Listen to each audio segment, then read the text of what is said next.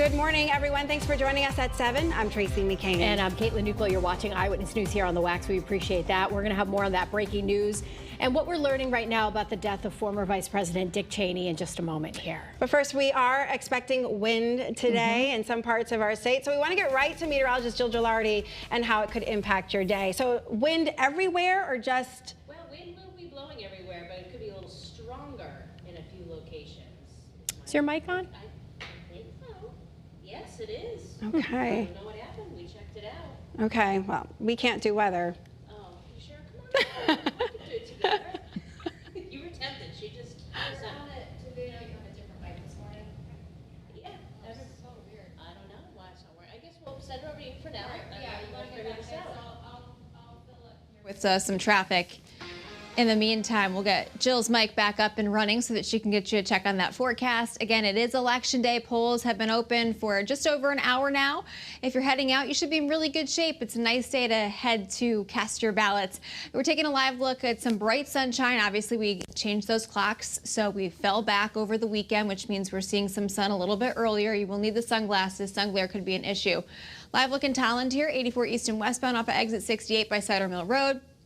Live look in Middletown along Route 9. Great visibility here as you're heading out the door.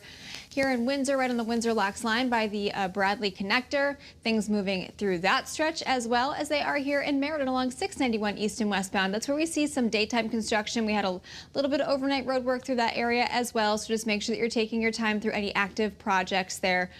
Between about 8:30, 9 o'clock is when we see some of those road projects pick up. No crashes, though, at this time. Normal delays building into Hartford and not doing too bad down through Fairfield County here, 95 southbound towards the George Washington Bridge. That's a check at your Connecticut Chevy First Alert traffic report driven by your Connecticut Chevy dealers. All right, let's head back to Jill now for a check on that First Alert forecast. Jill, how's it going?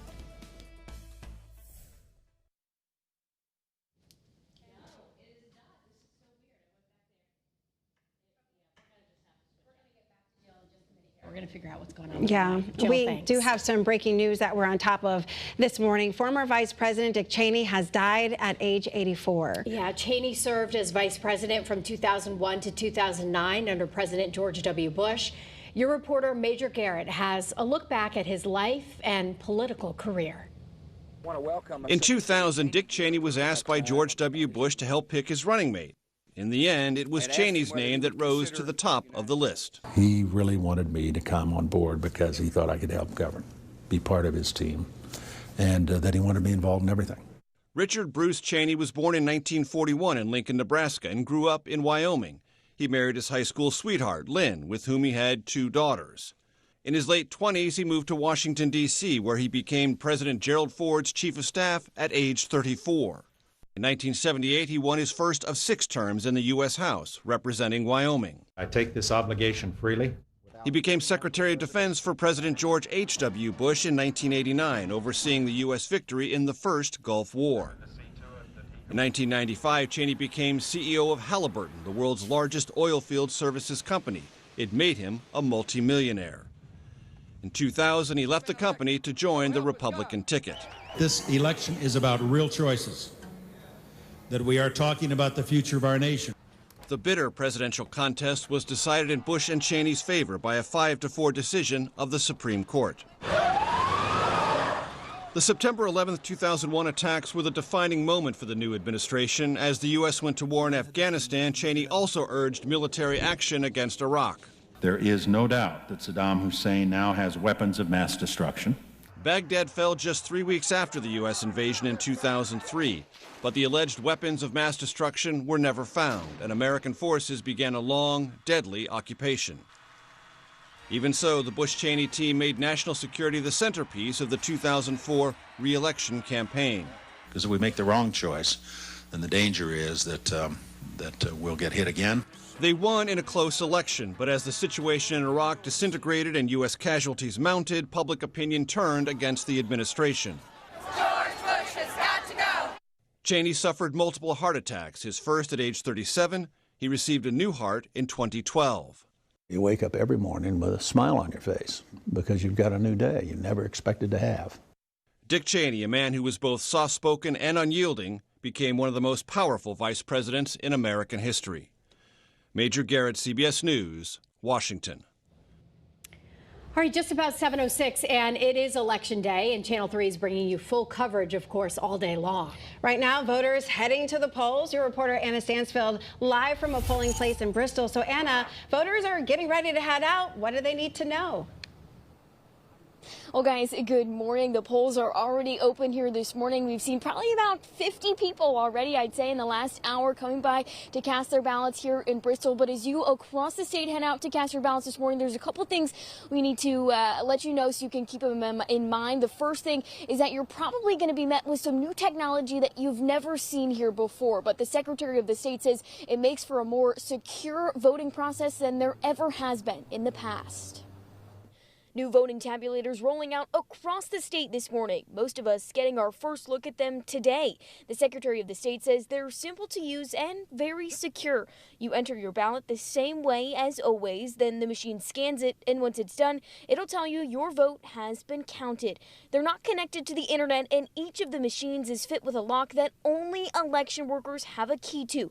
And the Secretary of the State says this new technology is a very necessary upgrade. It was getting harder and harder to find replacement parts, and they were worn out. So the new machines will be more reliable. They're very user-friendly, but with the same security focus we've always had. And the polls across the state will remain open until 8 o'clock tonight. As long as you're in line by 8, you'll be good to cast your ballots. Again, a busy day ahead for voters, but the biggest tip is get out here as early as possible to start avoiding some lines that might form. I'm your reporter in Bristol, Anna Stansfield, Channel 3 Eyewitness News. All right, Anna, thank you. There are a number of other races we'll be following for you throughout the day. In New York City, a big one. Voters are choosing a new mayor after Eric Adams ended his re-election campaign back in September. Democrat Zohran Mamdani is leading the polls. He identifies himself as a Democratic socialist. Former Governor Andrew Cuomo is running as an independent and just received an endorsement from President Trump. Republican Curtis Sliwa is hoping to make a huge upset. Meanwhile, analysts are closely watching the governor's races in New Jersey and Virginia. They could be an early test for how voters feel about President Trump's second term and also shape each party's strategy heading into next year's midterm elections. In California, voters will decide if the state should change congressional voting maps, creating 5 more districts that favor Democrats. And we want you to keep it here throughout the day. We have full coverage, everything you need to know about today's local elections. Tune into our election special at 8 tonight here on The Wax and on WFSB Plus. We'll have the results from the biggest races around the state and, of course, that mayor's race in New York City. Now to an update on a story we brought to you as breaking news first thing Monday morning. A North Haven neighborhood is now hoping to collect clothing and gift cards to help a family rebuild from a deadly fire yesterday. Tonight, a vigil for the family is planned at 6 o'clock at St. Barnabas Church. We've learned neighbors ran into this George Street home as soon as the fire broke out. 4 people were able to escape, but an 8-year-old boy and an elderly man both died. The youngest boy that passed is, well, my boys are really good friends with them, and they play in the street and ride their bikes. It's heartbreaking. Investigators are still looking into how the fire started. The fire chief urges everyone to close their bedroom doors while sleeping and to make sure smoke detectors are working.